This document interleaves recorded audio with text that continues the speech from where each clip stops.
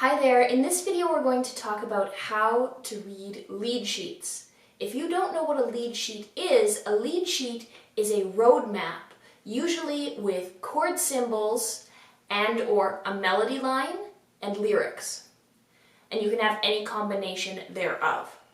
A lead sheet is not full music for any instrument, it's just a general outline or a roadmap of where to go and when. You will see a number of symbols like senyos or signs. You will see codas, first and second endings, and a number of different things that in pop songs will make the music shorter so it's not 4 or 5 pages long. The goal is to get it down to 1 or 2 pages if possible. The most basic type of lead sheet would be what you'd find online for guitar tabs. They will give you the lyrics and chord symbols. Sometimes just a single symbol, like E, where you play E in both hands.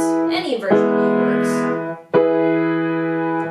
Or where you have something else, like A over B, where you play your A chord in the right hand and a B in the left hand. So you have to treat those like fractions. If you see A/B or anything/anything else, what it's telling you is the first thing you see is for your right hand, the second thing you see is for your left hand. Or if you're a melody instrument, you're playing the top part. If you're the bass, you're playing the bottom part. You're playing the denominator of that fraction. Lead sheets will tell you where to go when. And if you know how to read lead sheets, you will be able to play any song ever written, provided it's put down in front of you. Some of the better lead sheets will have a melody line, and then that same chord structure written over top, and sometimes words written underneath. I'll put an example up here. You will want to experiment because what's written, you could play all of these chords in root positions, and if you were an intro piano student, that would be acceptable. You could jump from, if the chord progression is C, F, G, A minor, or C, F, G, A minor, you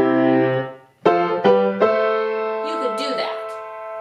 If you were a more advanced piano student, you would choose to voice or voice lead those chords differently.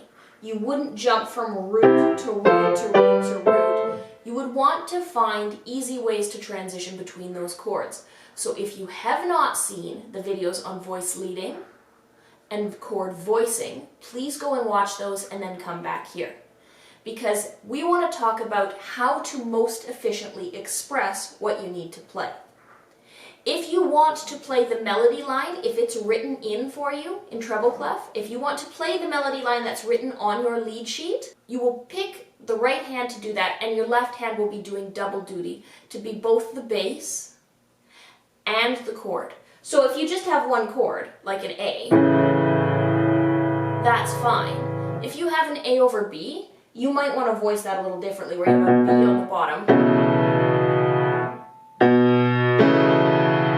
Or have the song arpeggiate so that you don't get a really muddy sound when your left hand is handling all of the chord structure. It has to do double duty as both the bass and the support for whatever melody you're playing in the right hand. You can do a number of things. As I said, it is just a roadmap. You can arpeggiate, where you go 1, 3, 5, 3, 1, or 1, 3, 5, octave, 5, 3, 1. You can rock back and forth between the top 2 and the bottom note. You could rock between the bottom note and the top 2. You could play a bass line and then end up in your chord.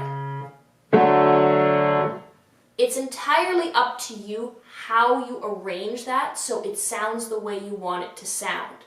If you're trying to model off of a song, listen to it and see what pieces you're trying to emulate, or what instrument or instruments you're trying to emulate.